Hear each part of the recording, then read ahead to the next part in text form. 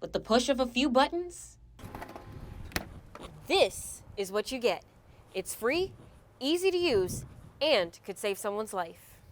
This is just one page of almost 500 of the audit that includes more than 100 recommendations auditors from North Star made for NYSEG to improve operations and do better for its customers. Most Americans have a state-issued standard ID like this driver's license without a star on it. And in a month, that'll make a difference in how you fly. Rows of flags stretch all across Woodlawn Cemetery as a quiet reminder of the cost of freedom. And one of the honorees is giving back to his community, one shoe step at a time. Rite Aid has more than 1,200 locations in 15 states, including this one behind me on Pennsylvania Avenue. And many customers say they're still in the dark about the possible closures. This is the second time Rite Aid has filed for Chapter 11 bankruptcy. There are no official closing signs at any of the Rite Aid locations near Elmira. Just the gift cards and exchanges will no longer be honored after June 5th. Many customers are worried they will have to travel far to get their prescriptions. Very inconvenienced because then we got to go our way to go to another Rite Aid, and we don't got time for that. If the Rite Aid locations aren't bought out, there are other options. With the closures, it brings people in the community to have to find other providers that they need to get medication from. Those providers can be in a local pharmacy. They can go through a mail order program, different types of sources. Locally, most of the pharmacies are prepared to help and be there for whatever needs that they have. Reach out to the providers, ask them to send the prescriptions, new prescriptions, to the pharmacy of their choice. Most of the pharmacies are there to support and help them without any issues. As of right now, this Pennsylvania Avenue location is the only Rite Aid in our area that we know of will for sure be bought out by another company. As for the rest of them, it's still a waiting game at this time. Area residents are gathering here at the American Legion in Big Flats to voice their concerns over different billing issues with NYSEG. More than 100 people showed up to meet with representatives in one-on-one meetings. One person, Debbie, has been having problems ever since her smart meter was installed. These are bills. All of those since March 1st? Yes. Why do I get a bill almost every day? And sometimes, like on March 8th, I got 3 bills, different amounts. So I have no idea what I owe. NYSEG's Director of Communications, Shelby Cohen, says there is no miscalculating on NYSEG's part. People may have seen some misinformation online about the smart meters or think that smart meters are associated with high bills, but smart meters work exactly like your old meter, your legacy meter, your traditional meter, whatever you want to call it. They measure the energy you're using. They just read themselves. That's the only difference. Another misconception NYSEG says people have is the difference between supply charges and delivery charges. The delivery charge is what NYSEG charges to bring you your energy. We are an energy delivery company. So wrapped up in that charge are, the infrastructure. It's our substations, it's our lines, it's electrical poles. Whereas supply charges... The supply part is what people have really been seeing impacted during these colder winter months.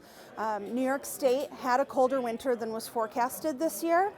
And what that does is not only do you use more energy when it's colder out because your furnace has to click on much more often to keep your home at the same temperature that you always set it at, but when the supply price is up because of demand, people are using more energy, so there's more demand, so those supply prices go up.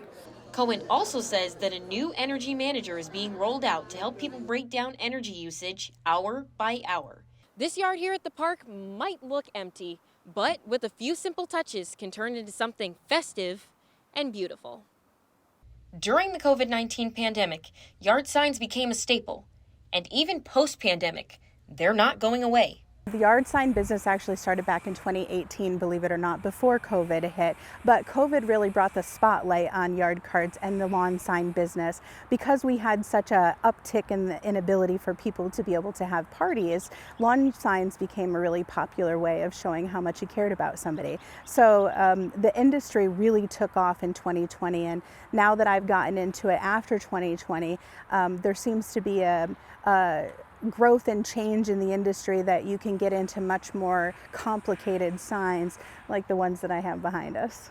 Jennifer Harris has been in the yard sign business since 2022, and creating a yard sign takes some serious designing.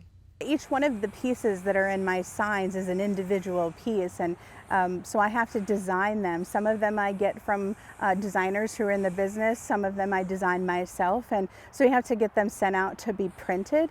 And then there's a design process that goes on behind the scenes, so I do all of that myself. It's all about layers and height and colors and the design work. Whether it's for a birthday or an anniversary, the message is yours. But the location has limits, according to police. It's important that, as you're getting ready to celebrate, or, getting rid of some extra stuff in your garage, that you remember that they need to stay on private property and not be put illegally in, public right-of-ways. In Corning, Jah'Neyce, Washington, 18 News.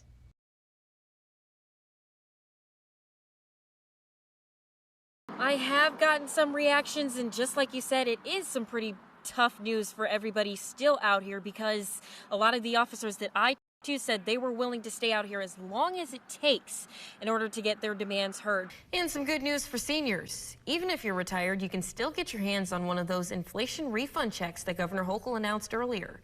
New York State has officially stated that these inflation refund checks are not considered taxable income, so they do not have to be reported. A beloved employee in the cafeteria at a New York school is being recognized. Her dedication earned her the title of Lunch Hero of the Year. But for the kids she serves every day, she's been a hero all along. And Amber Fisher takes us inside her kitchen to see why. Lots of people pay bills online through their bank's bill pay system. It turns out this may not be as secure as you think. John Matteries explains why. And what better way to get ready than a fish fry? We're right here in the overflow room. As you guys can see, there's a great setup going on. Lots and lots of people are here getting those fish fries, henceforth why we're in the overflow room.